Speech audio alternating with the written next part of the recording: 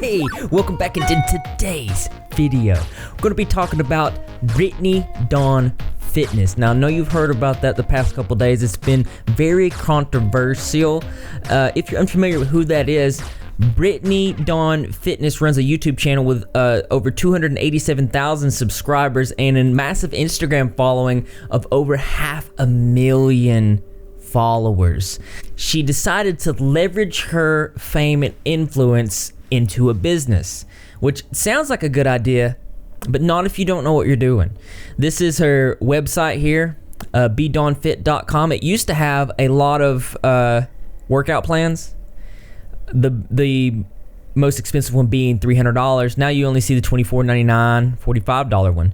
Now these plans were supposed to be individualized and tailored to the person, and I got to thinking, like, how in the world could you specifically talk to hundreds of thousands of people successfully, at least enough to get them their money's worth? And then I realized you can't do that. This is actually her Better Business Bureau page, and this is some complaints we're going to read. I didn't receive what I paid for by any stretch of the imagination. I want a refund and to get the word out. One dating back to 2016 saying, I was promised I was going to get a personalized program within 3 days. It was a week after without any emails being returned. Miss Dawn, at this time, I told her it was not personalized. It took another week for her to respond. She informed me I could not get my money back due to being sent electronically, which sounds like a lie. I'm sorry. The Dallas influencer sold exercise and nutrition plans online, but countless customers in North Texas and beyond say the personalized training they paid for never happened. I never heard back from her. We'd go weeks at a time without any communication. And that money was gone. So many people came out, and this got so big, she was actually forced to make an apology video. Had no guidance in how to run my business as a fitness influencer, much less on how to respond to negative comments aimed towards myself or towards my business. I was not only a coach, but also the sole content creator, customer service, business owner, YouTuber, financial advisor, and everything else that comes with every business. It sounds like she was overwhelmed, and it also sounds like she was doing laundry in the background. I feel like you would have some sense of reality with the amount of influence and reach that you had to know that you could not individually talk to all hundreds of thousands of people. That's part of the reason why I don't do anything of that nature. I don't want to offer something. I'm very careful with when I do things because I don't want to offer something that I cannot physically do. And I don't want to do it halfway. I want to always do the things 100%.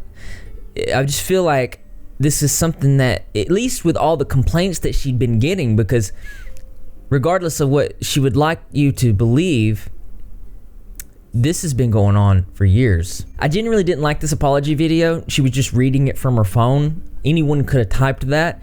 I feel like if you really have a heartfelt apology, you know what to say. I feel like this is more of damage control, if anything else. She goes on to provide an email for people to get in contact with her, kind of insinuating that she was going to give them refunds, which I thought was great if that's what she would have done.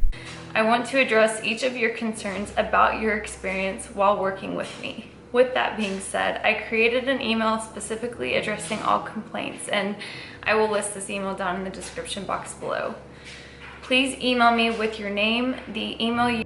So the description, it says, thank you for listening to my statement. I am sorry. Unfortunately, with being human comes learning from making mistakes. This is heartfelt apology to move forward and make things right. And please ask that death threats end and for my family and friends to be left alone here on out. It just feels like you generally, as humans, when we look at other human beings and what they do, our mirror neurons fire off, and you can kind of feel the intent.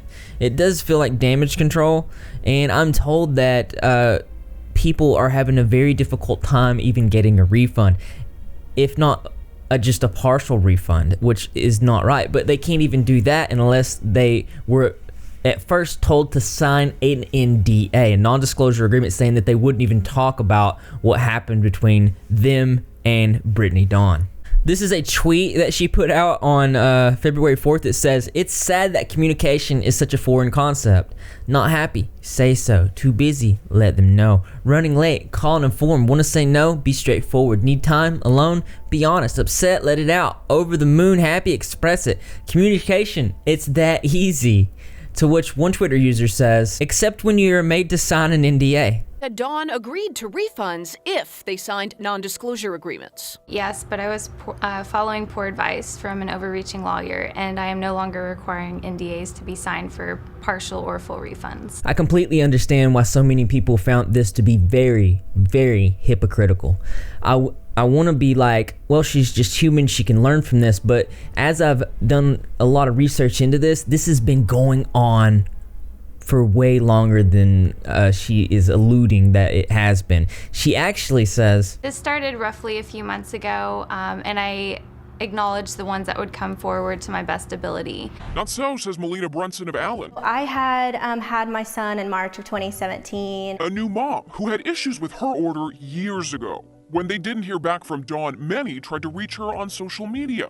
Kayla Lippins of Michigan said Dawn deleted posts. I commented on one of her pictures and I was like, "Hey, I sent you emails, I've messaged you, like I'm supposed to be doing this." Deleted it right away. And she admitted it. Yes, I was. When you see comments like that on your own stuff, repetitively showing up, it gets very hard sometimes. you can kind of piece it together how this went on for so long and how she just didn't see it happening. Like, if you're not seeking out to understand the people you're doing business with and listening to their concern and their complaints, it seems like she was straight up ignoring. But to go as far as deleting, this is not an accident. This is not just a human mistake. This is repetitive mistake over and over again. She had plenty of time to fix the error.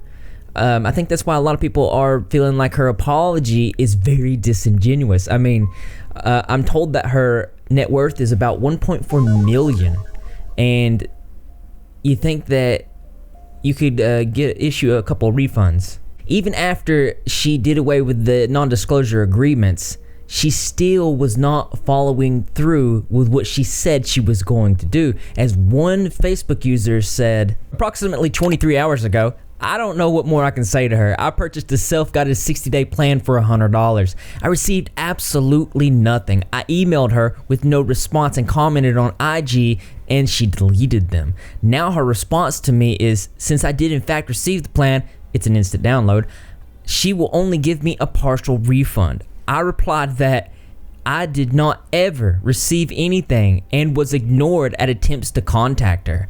I finally got an email back today saying that since I did receive the program, she would send me a partial refund and resend the program. Hello, can she not read? I never got anything. I replied back to her telling her again I didn't receive anything, and when she agrees to the full refund, I'll send her my PayPal info. I even asked her if the reason she won't refund fully is because she doesn't have the money. Like, if you seriously are now broke, be transparent and say, "Hey babes, I'm broke. I spent money, sorry. I just don't even know anymore. I wasn't even going to try and get a refund because it's literally just 100 from 2 years ago." But she shouldn't be able to just take money like that. And I completely 100% agree.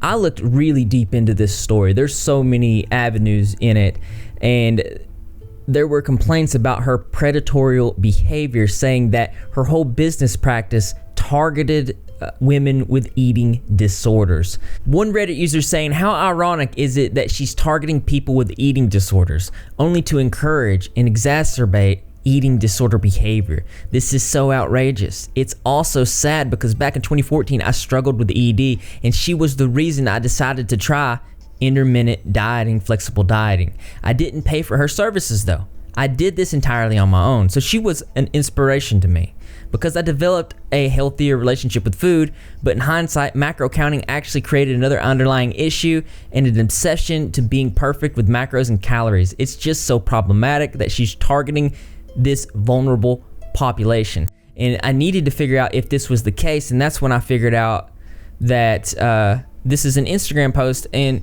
she has hashtags targeting people with eating disorders. As you can see, hashtag skip dinner, hashtag skip dinner, wake up thinner, actually promoting not eating, which is not good at all. Since this made international headlines, she has made it publicly known that all this only started at the beginning of 2019. But that's not the case, as one Facebook user says, "So this is the first time I've spoke out about this on social media. I was scammed by Britney in 2014, almost 5 years ago. This is not something new. She's been doing this for a long time.